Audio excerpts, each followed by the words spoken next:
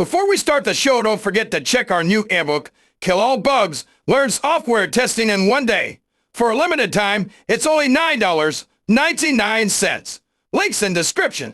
Welcome to another deep dive. Hey there. Today, we're unpacking a topic that quietly powers so much of your online experience, web automation. Right.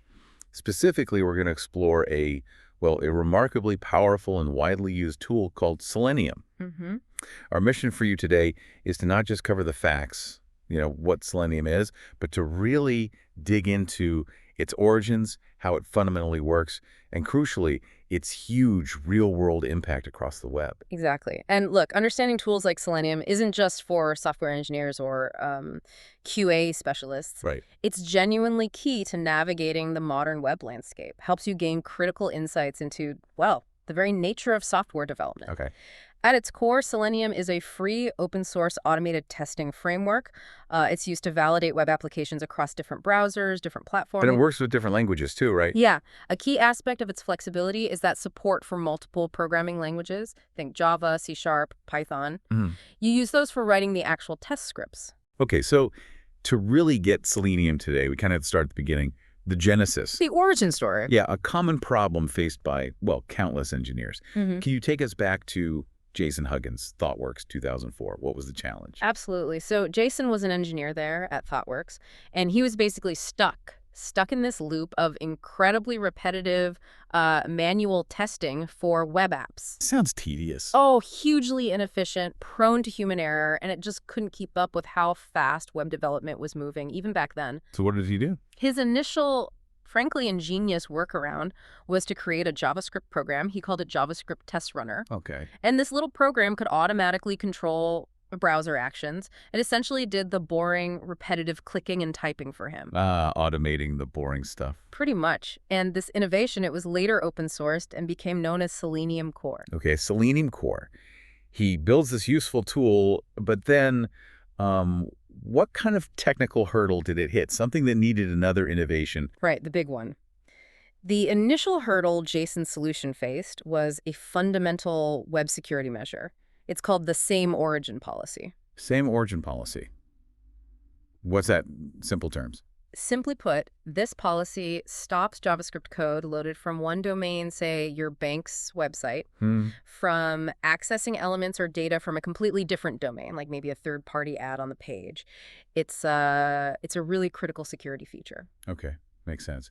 But how did that affect Selenium Core?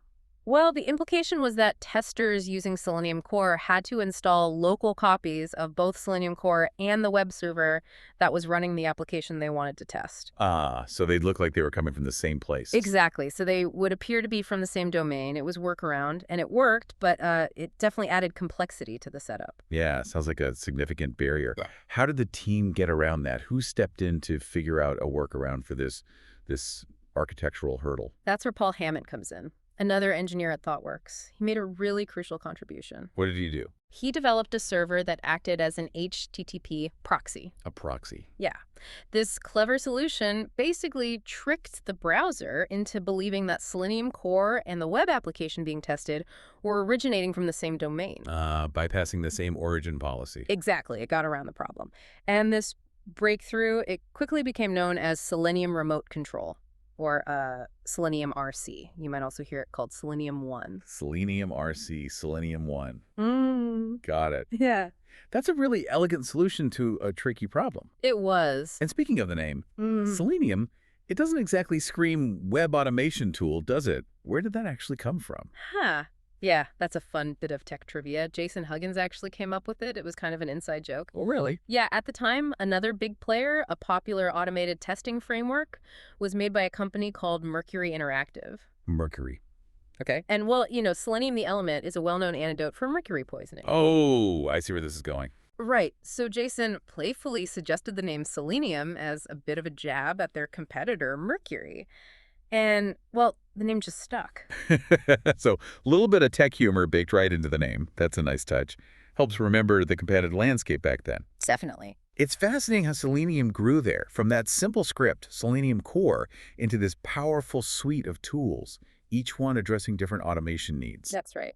Can you walk us through the main components, the ones that form the backbone of this framework? Absolutely. Selenium isn't just one single thing, it's really a suite.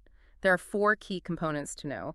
Selenium IDE, Selenium Remote Control, that's the Selenium one we just talked about, then WebDriver, and Selenium Grid. Okay, 4 parts. And it's also worth noting, just for context, that Selenium RC and WebDriver, they eventually merged. They came together to form Selenium 2. Ah, okay. And WebDriver really became the core of that unified framework. Selenium 2 is basically built around WebDriver. Got it. So let's start with Selenium IDE. I've heard that's often the easiest entry point, the simplest part of the suite. It is, yeah. Its real appeal is that it's a simple browser plugin, works on Chrome and Firefox, and it has this straightforward record and playback feature. Record and playback, so you just do the actions and it records them. Pretty much. You perform the steps in the browser, IDE records them, and then you can play them back to automate that sequence. Because it's so simple, it's widely used as like a prototyping tool. Okay. What can you learn with it? It's great for quickly grasping fundamental concepts. Things like Celanese commands. Those are the actions like type for inputting text, open to navigate somewhere, or click and wait for interaction. Right. And also locators. Those are the ways you tell Selenium how to find elements on a page. Things like finding an element by its id attribute or its name, or using XPath. XPath, okay. You can even execute a bit of customized JavaScript with it. Yeah. It's really perfect for creating simple test cases, mainly on Firefox and Chrome. And you can do it without needing much or really any prior programming knowledge. Okay, so IDE for simplicity, for getting started. But the next evolution, that was about tackling the really complex stuff, right? Pushing the boundaries. That brings us back to Selenium Remote Control, Selenium 1. That's right. RC, for a long time, was the flagship. It was the first tool that truly empowered users to write complex tests using their preferred programming languages. Which languages did it support? A broad spectrum, actually. Java, C#, PHP, Python, Perl, Ruby, quite a few. Wow, okay. And it also let you run tests against different browsers, though, with the notable exception of a browser called HTML Unit across various operating systems. And it handled complex web pages better. Yes, beyond just cross-browser testing, RC was crucial for handling complex, dynamic web pages, the kind that load content without refreshing the whole page, using techniques often called AJAX. Ah, okay, where older tools might have struggled. Exactly. Traditional tools often had trouble with those, but RC could manage them more effectively. So RC was powerful, but you mentioned WebDriver became the core of Selenium 2. What was the next big leap there? What made WebDriver fundamentally better or different? That leap was WebDriver. It represented a major shift. It moved beyond RC's approach, which involved injecting JavaScript into the browser, essentially, like we said, tricking it. Right. WebDriver took a far more modern, stable approach, direct native communication with the browser itself, right from the operating system level. Oh, okay. So not through JavaScript commands inside the browser, but talking to the browser engine. Precisely. This wasn't just a technical tweak. It was a fundamental architectural shift. It really pushed web testing into a new era of precision and robustness. Does it support the same languages as RC? Yes, it supports that same robust set of programming languages, Java, C#, Python, etc., making it ideal for, well, highly complex functionalities, especially those AJAX-heavy ones we mentioned. It can also run tests on the HTML Unit browser, which is a headless browser, no visible UI, useful for faster tests. And it allows for creating really customized test results. It's just much more powerful and direct. More direct control. Yeah. Got it. And finally, the fourth piece, Selenium Grid. You said that's about saving time. Enormous amounts of time, potentially. Yes, Selenium Grid is used alongside Selenium RC, or more commonly now, WebDriver, specifically to run tests in parallel. Parallel, meaning? Meaning you can run multiple tests at the same time across different machines and different browsers all simultaneously. Ah, okay. So instead of running test A, then test B, then test C. You run A, B, and C all at once, maybe on different browser versions or operating systems. Imagine you have hundreds of tests. This is a massive time saver for large test suites. How does it manage that? It operates on a hub and nodes concept. There's a central hub machine that receives all the test commands. Then you have multiple node machines connected to it. These nodes are where the browsers actually run. The hub just distributes the commands to the available nodes. Hub and nodes. Okay, I can see how that would speed things up dramatically. Definitely. Simultaneous tests, diverse environments, huge time savings. That's the core idea of Grid. So when you bring all these components together, IDE for simple stuff, WebDriver is the powerful core for complex tests in code, and grid for parallel execution. Mm. Especially with Selenium 2 built around WebDriver, you get an incredibly versatile and powerful automation framework. Absolutely. And as we think about using this power effectively, it's worth highlighting a crucial best practice. This comes from an industry expert, Himanshu Sheth. Okay, what's the advice? He emphasizes, avoid using fixed sleep delays in your tests. Just telling the script to pause for, say, 5 seconds. I've seen that. Thread.sleep5000. Exactly. Instead, he says, use explicit waits, like WebDriver wait, to wait for specific elements to actually load or become clickable.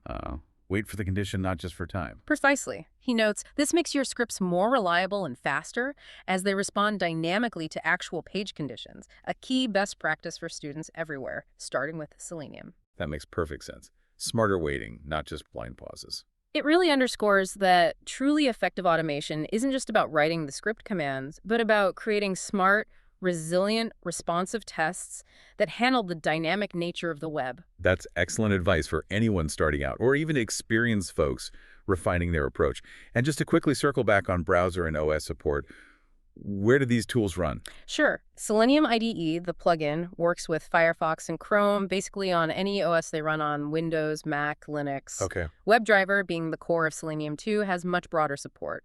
Chrome version 12 and up, Firefox, Internet Explorer 7+, Edge, Safari, even those headless browsers like HTML Unit and Phantom. Yes. Their Phantom JS is less common now. And it runs pretty much on all operating systems where those browsers themselves can run. It's very flexible. Great. Okay, so we've got the tools, the history, the best practices.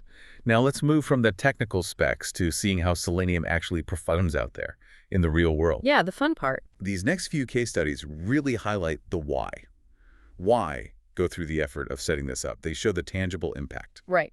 Our first case study involves a SaaS company, software as a service. They had an analytics dashboard, lots of charts and data. Okay. And they desperately needed to ensure it functioned consistently across multiple browsers: Chrome, Firefox, Edge, and Safari. All the major modern ones. What was the challenge there? Yeah. Just testing it everywhere. The challenge was that doing that testing manually on each browser was incredibly time-consuming, hours and hours. Plus, prone to human error. Did someone miss a visual glitch?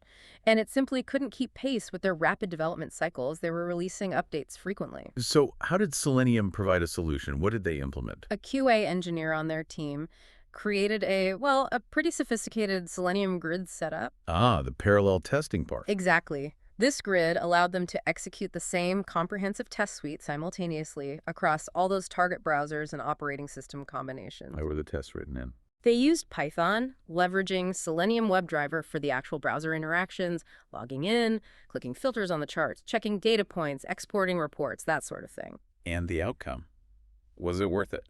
Oh, the outcome was genuinely impressive.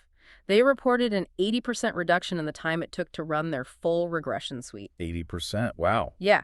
Plus, they started discovering critical browser-specific bugs much earlier. Things like, misaligned graphs that only showed up in Internet Explorer, or a filter not working right in Safari. Catching those early saves a lot of headaches later. Absolutely. And the end result was they could consistently maintain a flawless user experience across their entire supported browser matrix without all that extra manual effort. That's a huge win. Yeah. Okay, case study 2. This one involves a web development firm using Jenkins. Right. A mid-size firm. They rely heavily on Jenkins for their continuous integration, continuous delivery pipeline, CI/CD. So code changes trigger builds automatically. Exactly. And they needed to ensure that their core user journeys, login, sign up, submitting key forms, worked perfectly after every single code change, especially with frequent updates going out. What was the problem they were facing? The problem was that new build deployments would occasionally break these crucial user flows, login might fail, or a form wouldn't submit correctly. And they weren't catching it. These issues were often escaping detection until much later during late-stage manual testing, which, again, was just too slow for a CI/CD environment. You need fast feedback. So what was the Selenium solution here? A tester implemented a Java-based Selenium WebDriver suite.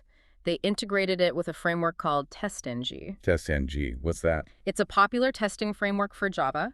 It provides powerful features for organizing tests, running them, especially running them in parallel, and generating detailed reports. It works really well with Selenium. Okay, so Selenium with Java and TestNG. Right.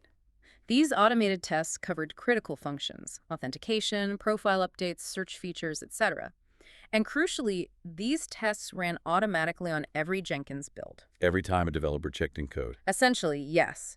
Leveraging parallel execution and browser parameterization, meaning they could easily run the same tests on different browsers. The outcome. They achieved what's called fail-fast feedback. It fell fast. Meaning, if a build broke a key flow, the automated tests failed immediately, flagging the problem right away. No waiting for manual checks days later. That sounds incredibly valuable for developers. Hugely. They reported reducing post-deployment bugs by over 60%, and it empowered their developers to actually address issues proactively, often before the code even officially reached the QA team. Fixing bugs before QA even sees them. Yeah. That's efficient. Very. Okay, case study 3. A large travel aggregator platform, like a Kayak or Skyscanner. Exactly. Imagine a platform like that. They were launching a revamped flight booking feature. Big project. And the challenge? Testing, I assume. Testing, yes, but specifically the time it took. Manual regression tests across the 10-plus pages involved in booking a flight were taking days. Literally days to complete fully. Days? That's a massive bottleneck if you want to release quickly. It was. The challenge was immense pressure from the business to reduce their time to market for this new feature. But this was constantly constrained by those slow, manual test cycles. It risked significant delays or, worse, releasing with bugs. So how did Selenium help here? The solution involved their QA automation lead. They introduced something called the Page Object Model, or POM, structure. Page Object Model, POM. What's that? Sounds structured. It is. Think of POM as creating a neat map or library of your website within your test code, instead of scattering the ways you find elements, those locators we talked about all throughout your test scripts. Right, having find element by .id username everywhere. Yeah, exactly. With POM, you group all the elements and the actions you can perform on a specific page, like the login page or the search results page, into their own separate class file. Okay, so one file for the login pages, elements, and actions. Precisely. This makes your test scripts much cleaner, easier to read, and crucially, much easier to maintain. If the ID for the username field changes, you only have to update it in one place, the login page object file, not in potentially dozens of test scripts. Oh, that makes a lot of sense for maintenance. Reduces effort when the UI changes. Drastically. So they use this POM structure, writing their tests in C# with Selenium WebDriver. The POM classes encapsulated the page elements and the actions, like searching for flights, applying filters, selecting seats, handling payment cases. Then how were these tests run? They were triggered automatically every night using GitLab CI, another continuous integration tool similar to Jenkins. Okay, nightly runs. What was the outcome for them? Transformative is probably the right word. Their end-to-end testing time for the booking flow plummeted from 3 days down to just 4 hours. Days to hours. That's incredible. It really is. And because of the POM structure, script reuse across multiple features became much easier, cutting their overall scripting effort by an estimated 50%. Wow. And the bottom line, the revamped booking feature shipped on schedule, with much higher confidence from everyone and minimal bug reports after launch. Those are 3 really compelling examples. They really show the power and the business impact of automating web testing with Selenium. Definitely illustrates the why. But, while Selenium is clearly powerful and very widely adopted, it's certainly not the only tool out there in the automation space. True. Let's briefly compare it to another major player. You mentioned Mercury Interactive earlier. Their tool was QTP, right? Quick Test Professional. That's right. QTP, which is now known as UFT1 Unified Functional Testing, after being acquired by HP, and then Micro Focus. It's a proprietary commercial tool. Okay, so Selenium versus UFT1. How do they stack up? Can you give us a balanced view? What are the advantages of each? Sure, it's important to see both sides, as the best tool really depends on your specific needs and context. Let's start with Selenium's advantages. We've touched on some already. Right. The core benefits for Selenium are pretty clear. First, it's open source and entirely free to use. That's a massive cost advantage, obviously. Okay. Second, it's highly extensible. Because it's open source and relies on programming languages, you can integrate it with countless other libraries and frameworks. Third, its cross-platform and cross-browser support is vast. It runs tests across so many different browsers and various operating systems. It also supports testing on mobile devices, usually via Appium, which uses the WebDriver protocol. A nice practical advantage is it can execute tests while the browser window is minimized. And as we discussed with Grid, it offers native parallel test execution without needing additional paid licenses or products. Okay, free, flexible, wide support, parallel testing. Sounds strong. What about QTP, or UFT1? Where does it shine? What are its advantages? Its advantages often lean towards being a more, let's say, all-in-one commercial solution. A big differentiator is that QTP-UFT can test both web and desktop applications. Selenium is primarily focused on web browsers. Ah, okay. So if you need to automate desktop software too, UFT might be necessary. Potentially, yes. It also comes with a built-in object repository, which is its own way of managing UI element identification. Some find this approach streamlines certain aspects of test creation, though others prefer Selenium's code-based approach, like POM. Okay. It's often perceived as automating faster initially, partly due to its fully featured IDE integrated development environment. Data-driven testing can sometimes be easier out of the box because it has built-in features like global and local data tables for feeding test data. Interesting. Any other points for UFT? A few more. QTP-UFT can sometimes access controls within the browser's own interface, like the favorites bar or the address bar itself, which Selenium generally cannot do. Being a commercial product, it comes with professional customer support. Rights for contracts. Exactly. It also has native capabilities to automatically export test data and generate quite detailed reports. And it offers built-in support for parameterization, which is passing different data into your tests. Okay, so UFT has its strengths, particularly for broader application testing, desktop, built-in features, and commercial support. Correct. It's a different philosophy in many ways. So when we boil it down, if we look at the core differentiators, where does Selenium really stand out compared to UFT1?